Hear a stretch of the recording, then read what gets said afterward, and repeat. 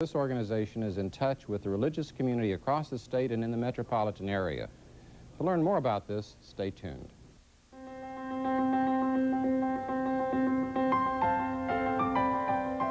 This is Austin Faith Dialogue, a public affairs program discussing the important crossroad of religion in life, produced by Austin Metropolitan Ministries in cooperation with KTBC TV.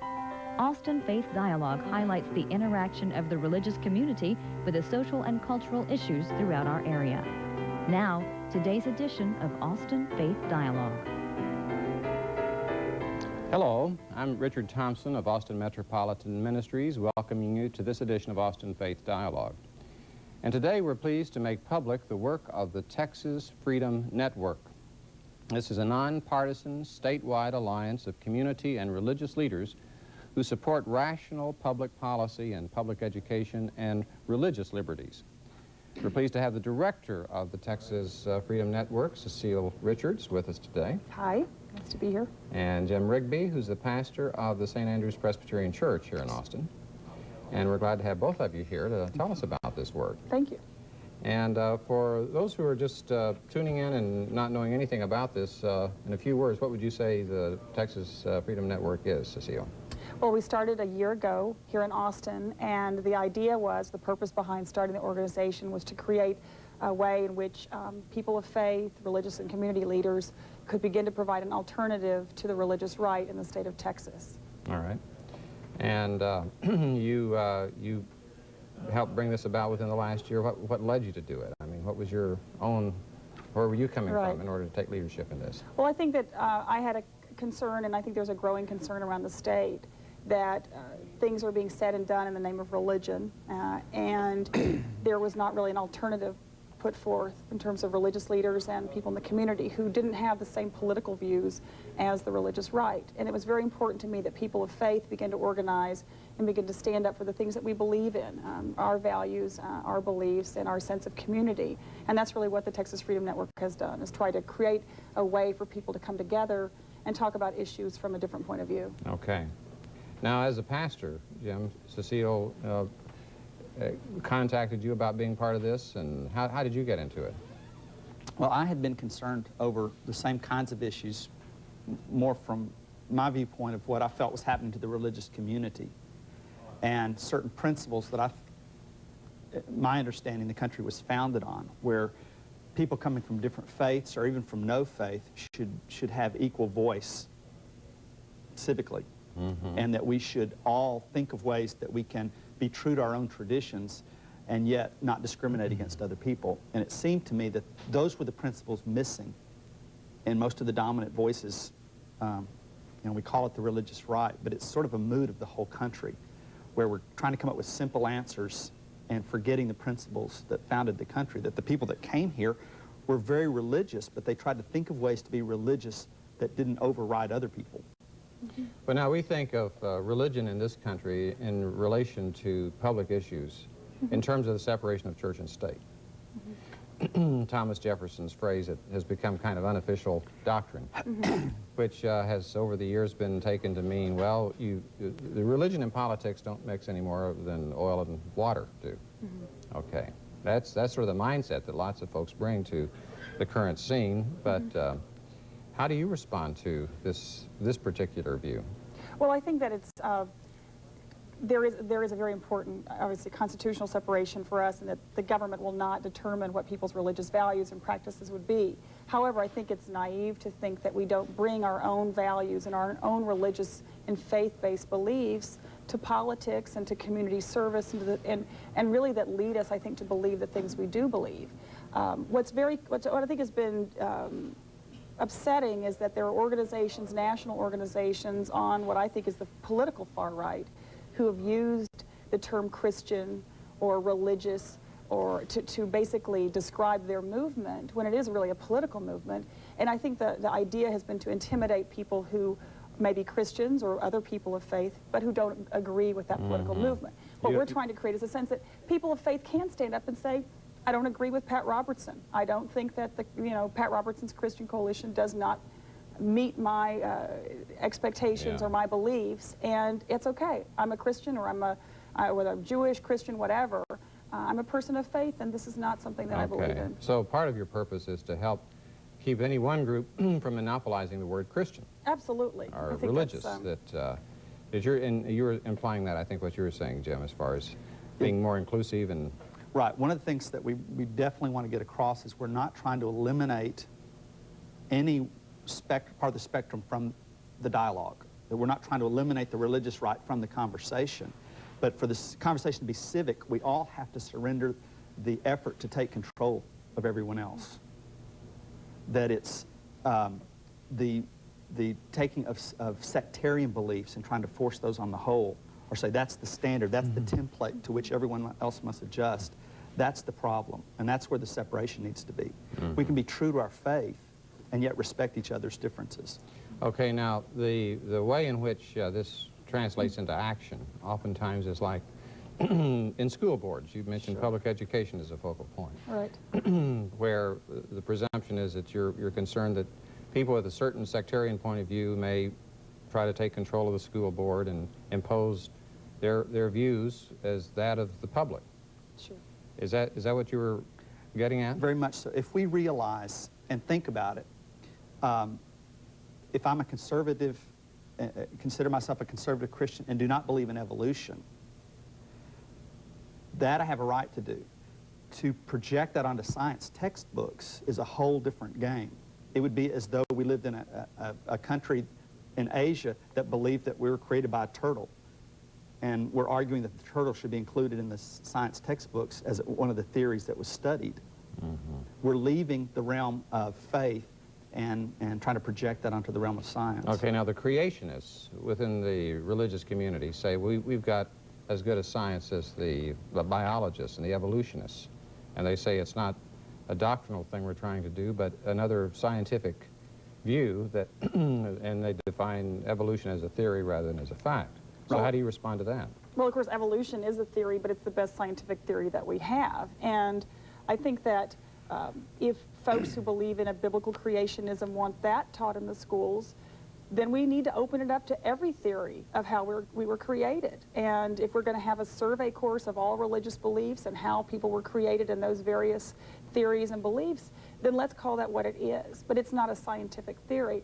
I think the real concern, though, is in public education, unfortunately to me, has become this battleground where the far right really wants to implement their political and sometimes religious beliefs, and sort of to the detriment of everyone else in society. And that's really sort of how I came to this with 3 kids in school. I see. Realizing that when Pat Robertson said nationally that controlling the local school boards and then controlling our State Board of Education in Texas was a major priority for his organization, I was concerned that maybe people of a different point of view needed to be organized as well. Not taking away his right to try to run people for office and mobilize their supporters, but it was very important for people of different faiths, of different views, be involved as well, and not let just an extreme minority determine what every kid's going to be taught, what they're going to read in the public schools in Texas. Now, what did you do? You felt that challenge and you rose to the occasion. What have you done in this last year? What's the organization done? Well, what we've been real active in doing is just building a grassroots alternative, and we've now got members all over the state of Texas who are involved in local school board issues and politics, involved in public education issues at the state level, making sure that where the far right has been involved in voicing their opinions in public testimony and other ways, that there's a balance. We've organized ministers and doctors and teachers and parents to come and give public testimony on issues that we think need to have some kind of balance. Where have they testified? The State Board of Education, we've been very involved because the far right does have 5 seats of the 15 on the State Board of Education, and issues like creationism have come up, but also just basic issues of censorship have come up. One of the things that we were very involved with was a decision by the state to refuse to accept AIDS education money for the state of Texas. Oh, yes. And that was an issue that was claimed by the religious right. It's something that they did not want the state to do. And we brought ministers and parents and children and other people to testify and to publicly say, this is not an issue of religion. This is an issue of health and the safety of all of all people in this state, and in fact, we're able to turn around that decision by the state of Texas. And now, in fact, we will be at least teaching young people what they can do to prevent the spread of AIDS and sexually transmitted diseases. But there's a perfect example of an issue I think is a religious issue. I think that's an issue of good public policy. So you saw that the organization made a difference in that particular... Absolutely, and I think the ministers made a big difference. I mean, I think what's very frightening about the far right is being characterized as I have been and other people have been as somehow anti-Christian, anti-God, and that's nothing could be further than the truth. It's simply my Christianity, my beliefs don't lead me to the same political views as some of these organizations. Okay, so Jim, as she talked about how the network has begun to come into play, where have you tied into that? What have you done with them? Well, our interests overlap quite a bit. I try to do a lot of education on the principles of how religions can dwell together peaceably, and to understand the principles of things like pluralism. That because I am Christian and I feel compassion, if a Jewish student is being forced to pray in the name of Jesus, that violates my conscience as well. You know what I'm saying? So when you talk about like the prayers in school sort of thing. So I'm more coming from the initial, as a professional clergy, these are issues that I think purely from a faith-based stance that I need to address. Okay, and you have been addressing those. I mean, were you part of this testimony that she was talking about? Have you spoken in public forums on this? Yes, we've overlapped on a lot of different issues. We've had meetings now in San Antonio and Dallas and Houston and Austin, public forums, essentially with a panel of religious leaders talking about developing a faith-based alternative to the religious right. Not to say that they don't have the right to be involved in politics, but it's very important for other people of faith to feel the courage to stand up for what they believe, like I think Jim does and other ministers. Well, I think that the whole idea of helping people find their voice and the oftentimes what was it, the silent majority, that was the phrase that was used, except I think that was used by Jerry Falwell in terms of saying that, you know, there are lots of folks out there that don't know how to give expression to what they feel and believe, and that whether it's people on the right or the left or in the middle, you're in favor of people finding their voice or having a voice. So. And that includes everyone. That includes the religious right. But for that to work and for any of us to be safe from each other, we each have to surrender that effort to control the other. Okay. Well, now that's where the rubber hits the road, the attempt to control. Now, politics is a matter of control. You elect candidates in order to get control of certain agendas. That's the name of the game. So what's wrong with that?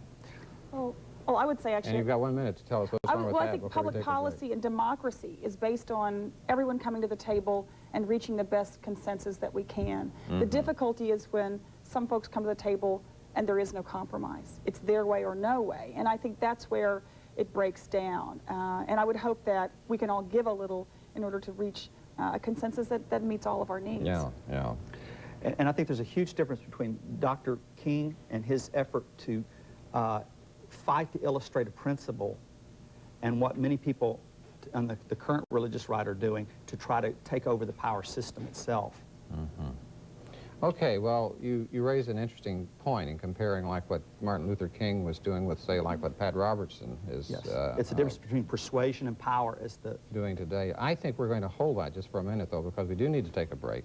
You folks stay with us, and we'll be back on Austin Faith Dialogue to talk more about the Texas Freedom Network. Serving Austin means serving you. That has always been the primary goal of Austin Metropolitan Ministries. We are religion in action through the work of these organizations. Each plays a key role in making the capital city a better place to live, but we can't do it alone. Do you have some spare time, talents, or any resources that you can share? If you do, please call AMM at 472-7627, because serving Austin means serving you.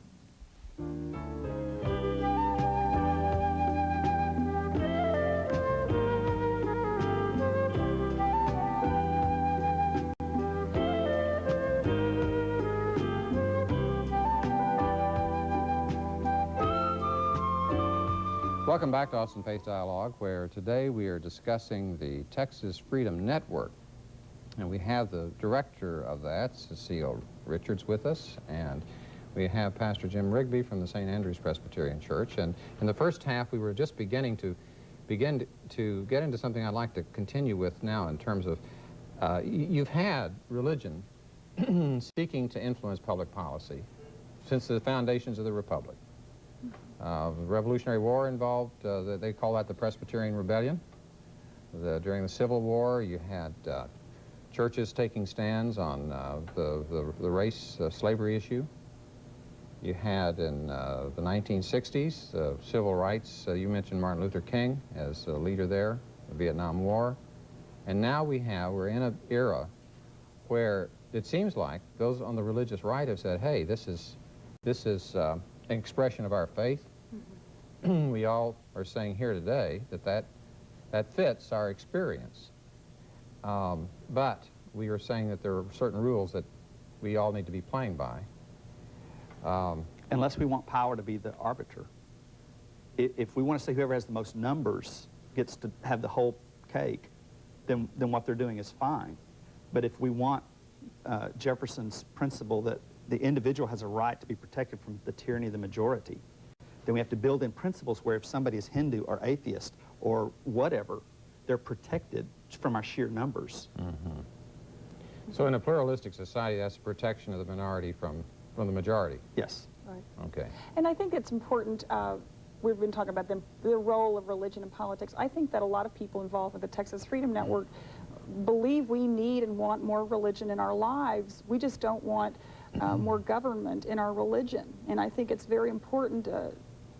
That's, I think, a major difference. I will be really pleased if when my daughter Lily graduates from Matthews Elementary, if she can do her multiplication tables and can write and read at an adequate level. Mm-hmm. I don't have any faith in the government or the school teaching her faith and her religion. That's between me and my minister and my family. Mm-hmm. And I think that's really, there are appropriate and inappropriate ways for folks, for the government to be involved. And that's, to me, that's over the line.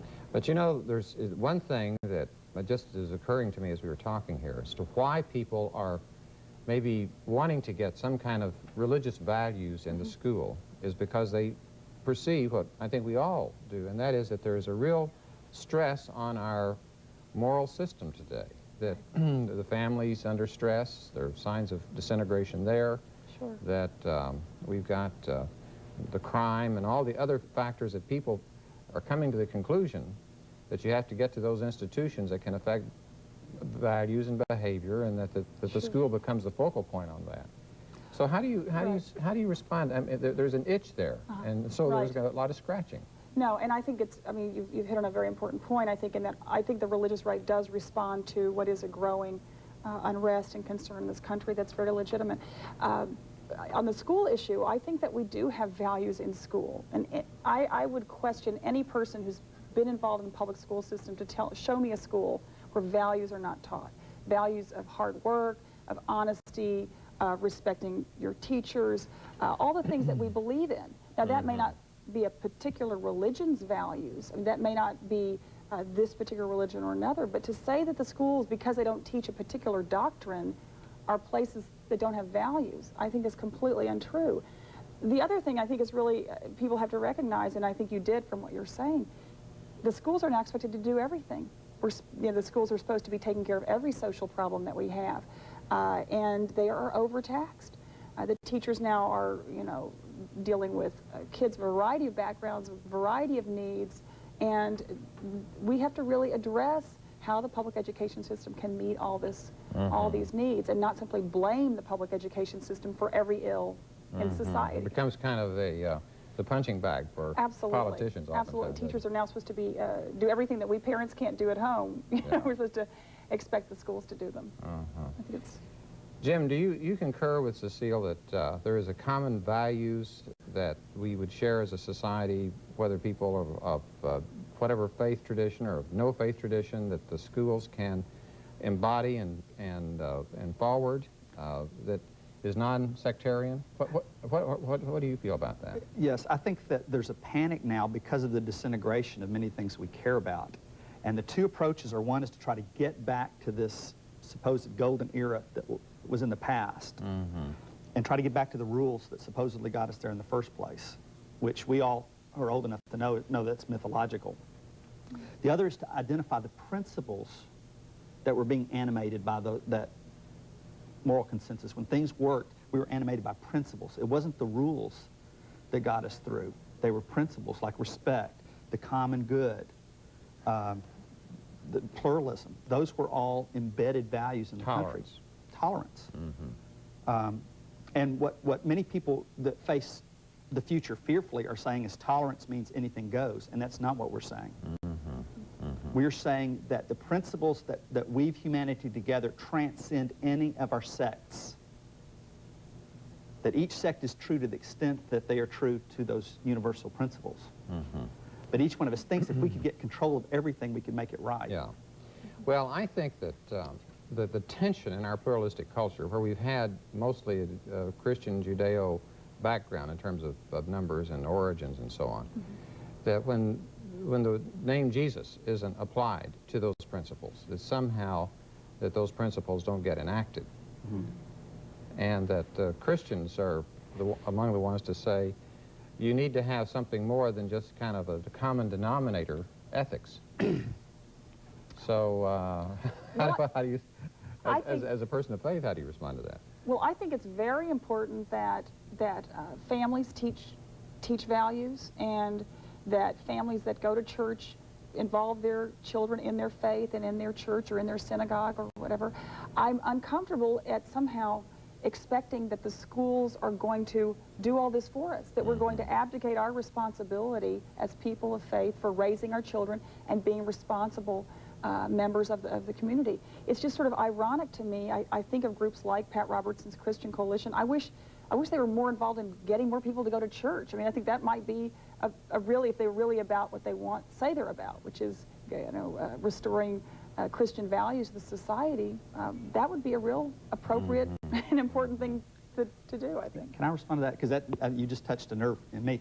I think that the narrow-mindedness violates the Spirit of Christ. I think Christ said, whoever blasphemes me will be forgiven, but whoever blasphemes the Spirit will not be forgiven. He said, if you don't believe me, believe in the things I do. And the disciple John said, whoever has love has God. These are things that transcend sectarian religion, that I think Christianity or Judaism or Buddhism are only faithful if they transcend their sectarian roots. They're universal by their nature.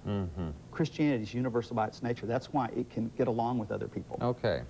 Well, I suspect we've had one of the most sustained dialogues on theology that we've had for a while. Well, that was my fault. Sorry about that. That's all right. I think that kind of sets us up for what I want to come to finally, and that is this conviction that you bring into this work has you sought to influence the outcome of elections. And there have been recent school board elections in our area and in the state. Give us an interpretation of what happened in these elections. Well, certainly in the school board elections that happened last week now, although I realize this will be airing later, and all across the state of Texas, what we've seen as parents groups have become more active and involved in just educating voters as to people's positions on issues, as the candidates really what their agenda was, we have found that extreme candidates aren't successful. And that the only way that the religious right has been successful in taking over a school board has been where people are really uninformed about who's running and what they stand for. And I believe that's what democracy is about. I'm not really, don't believe I should control elections, but I just want to make sure that at least everybody's involved and knows what the issues are and who the candidates are. And then I really believe in democracy, that it works, and that people will make good decisions and elect people that represent their views. The danger is where one group is trying to monopolize the agenda, and that's our fault. I don't blame the Christian Coalition for, I mean, if they targeted school board elections, they targeted the State Board of Education. To me, it's a responsibility of everyone who doesn't agree with their political agenda to get active as well, and that's what we've tried to do, and have shown that it works. It works. Okay, so you've seen some results of that year's Absolutely. effort. Yeah, absolutely. I think in very interesting and very conservative communities. This is not a partisan issue. This is not a Democrat versus Republican issue, although I think the far right is, aligned fairly closely nationally with the Republican Party. we've seen that this is an issue that transcends party loyalties. As you dreams and have visions of what the Texas Freedom Network can come to, what would you envision by, say, the turn of the century? What would you like to see happen? I would like to see more people of faith standing up for their convictions and getting involved in public policy. I think frankly, we have allowed the religious right to talk about issues that we care deeply about, and we have not been willing to get out there and talk about them as well. Family, morality, values, community, compassion, tolerance, as Jim said. I think it's very important that people who don't agree with that agenda get active as well, and don't be afraid to stand up and say, you know, I'm a person of faith and this doesn't sit well with me. Because I think the more people that are involved, the better outcome we'll have. Okay, so you see more of the same, in a sense. More of the same, and you know, we're expanding the work with clergy around the state of Texas, who I think are also coming, who are eager to be speaking out on these issues too, and are looking really for avenues where they can talk beyond their own congregations, to talk to people about issues of community and how we can create a better sense. Okay. Jim, in the minute or so we have left, is there any kind of a summary statement that you'd like to make about the process at Well, if we're getting Cecile? wishes here, Yeah. I guess my wish would be that respect for individual differences could be woven into the public dialogue, to see that as a really a litmus part of our public discourse. I'm wondering, too, if this is the year of the national election, and of course we're all mindful of that, if we could let people know the number that they can call here, 322-0545, to get more information about it. Sure. You're not connected to the national scene so much, though. I mean, you're more of the state. We're trying to stay here. We've actually had calls, though, from all over the country of people who are actually eager to form their own network in their own state. But right now, we're just, we're trying to stay in the state of Texas. We'd love to have any calls and answer questions. Seems to be a big enough state to cover, doesn't it? Absolutely. It's a long drive to El Paso from here. So. Yeah. Well, we appreciate your making the drive to the studio today to take part in this. And Thanks for and I having think us. what we want to do is to let folks take what we've said here and reflect upon it and act upon it as they are so led. I want to thank you, Cecile Richards, Sure. Thank and you. Jim Rigby, for being here.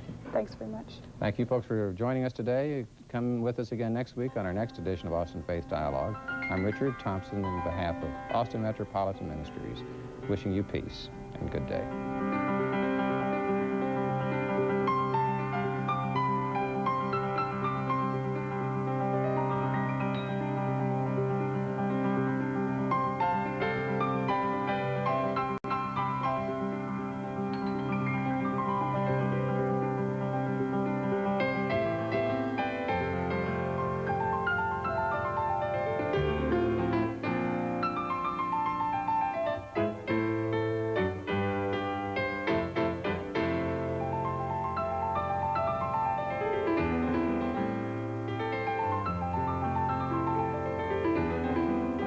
For more information, call Austin Metropolitan Ministries at